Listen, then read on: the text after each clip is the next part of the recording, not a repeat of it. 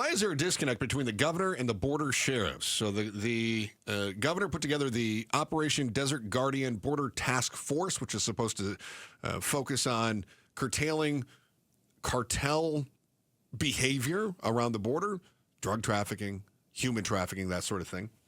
She rolled out this Operation Desert Guardian, got together in a Zoom call with the sheriffs and said, here's what we're going to do.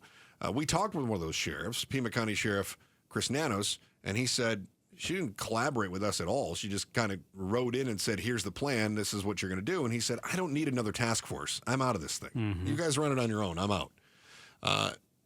And so when she was asked about that yesterday on Outspoken with Bruce St. James and Gaydos, she said he was a part of the process. He was there. He was in that meeting. And then Gaydos followed up and was curious about if he was lying or not. Because he said that he was not a part of the planning process. Law enforcement on border security. So he was aware of this whole thing? Yes. I think we just isolate that. He was aware of this whole thing? Yes. It's like, do I look good in this dress?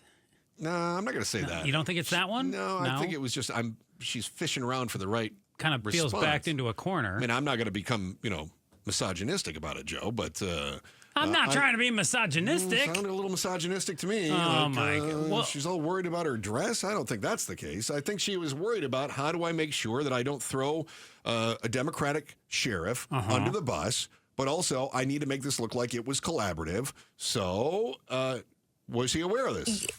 Yes. And so he's saying that he wasn't. So is he lying? Look, I will tell you that Sheriff Nanos was at the meeting where we rolled out the plan for this task force. Which he did. He was. And he told us that too. But he didn't want to deal with the task force. Mm-hmm. How is there such a disconnect then? Why does it get to this point? Number one is priorities. How so? You've got Nanos, who's a border sheriff, and then you've got the governor, who is at the top of the food chain for the state here. So both want to do what's in the best interest. But I think they have different ideas about what the best interest is. And they're not looking at it from each other's point of view at all. Nanos is saying, I'm a border sheriff. I need more money. This is what I want. Governor Hobbs is saying, I work with Republicans, and I need to please a lot of different parties here.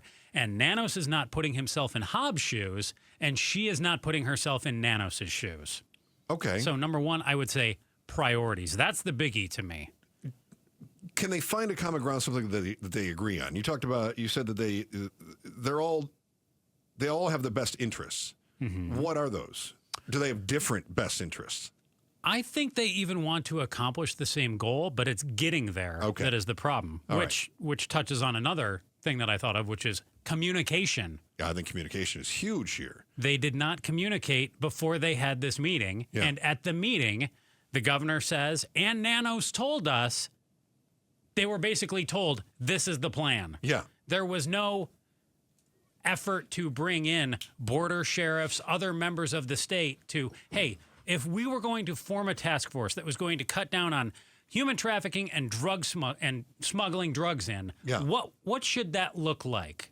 Let's put some ideas up on the chalkboard here. So let me try to draw a parallel here because she is the head of the executive branch in the state. 100%. And all of these departments are under her. Now, the sheriff's part of the executive branch, but not exactly, they don't exactly answer to her, but certainly their budget is dependent on her signing off on certain things and the legislature and everything else. Mm-hmm. How important is it for the person at the top of the food chain, to use your words, to get the input from the people below? If they have a plan and they've consulted with others, how important is it? I mean, isn't that just a song and dance where you're trying to make him feel good? Let me draw the parallel. You're the president of the United States. Mm-hmm. You want to slash the size of government. Yep. You bring in the world's richest man and you formulate a pseudo-government agency. And that pseudo-government agency is told, find savings. Do you need to go talk to the head of the Department of Agriculture before you say, we're cutting your budget? Do you need to go talk to the whoever it is that's in the CIA before you say, we're cutting your budget? Do you need to run it by the head of the IRS before you say, we're cutting your budget? Do you need to? No. Okay. I think it depends on your style of leadership. Okay. And sometimes I think it might be in your best interest to do it. And if you're our current president, who is very persuasive with those from his own party, you don't always need to, because you can go to them behind closed doors, or you can have a member of your cabinet or a member of your team go to them and say, hey, either you're on board or you're out. And I think that message has been made very clear as well with Trump and what he's trying to do.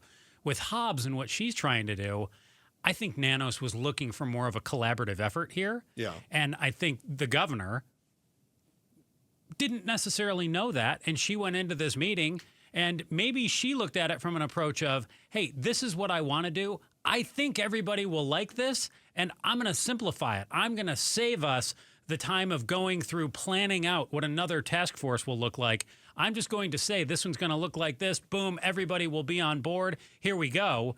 And she wasn't expecting the pushback. As a leader, does it matter? I mean, she's signing an executive order. This is like when the boss comes to me and the boss says, I want you to change something you're doing on the show. No. And I go, well, I don't think that's the best idea. And the boss goes, I don't really care. I'm the boss. Yeah. Right? Yeah. I mean, we all have to do things we don't like in our jobs. Of course. So now it's nuanced. Well, to Nanos' credit too, he didn't go to the media looking for this. Media came to him looking for quotes, and he was honest. And so I don't want to back him into a hammer either side here. But my thing is, if the boss says you got to do it, you can grumble. You'd grumble behind closed doors, and then you do what you're supposed to do. Right? You do what you're told to do. You do what you're told to do. Yeah. As I was talking with Mike Broomhead about this morning, star of the Mike Broomhead show, he said, yeah, but who does the sheriff answer to? I thought, boy, that's a really good question, Mike. Does the sheriff answer to the voters in Pima County?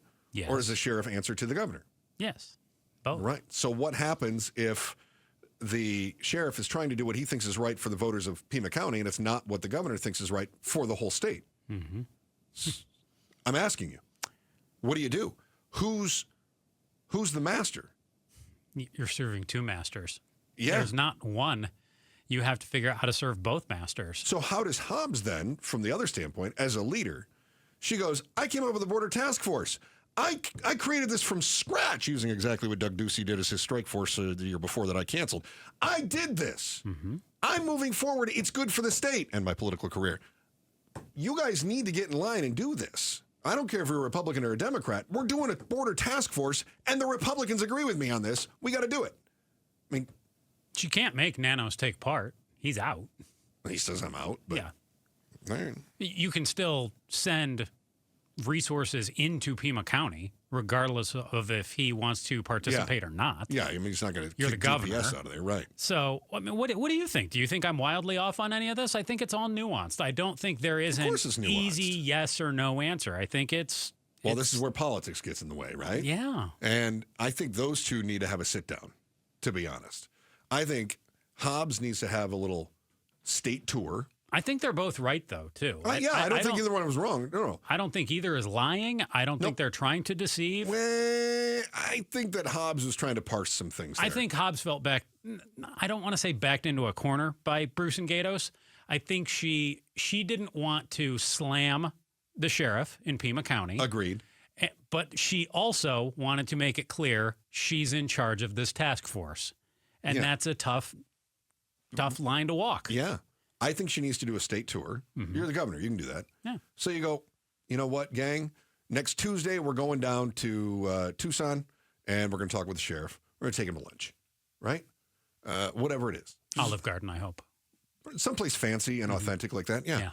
And then we'll sit down, and we'll go, look, I hear you didn't. We did this, and we didn't talk to you first. I get that. Yeah. I need you to be on board. And I apologize for not involving you to begin with. I'm accountable for that. Here's why I think it would be good for you. Exactly. What is it going to take to help to have you and I bury the hatchet on this and move forward? What can we do to make it best for Pima County? And I think it's up to her to do that. And best for the state. I agree 100%. Yeah. Thanks for watching The Chris and Joe Show. Click to see more from Chris and Joe and tap the button in the middle to subscribe to KTAR News.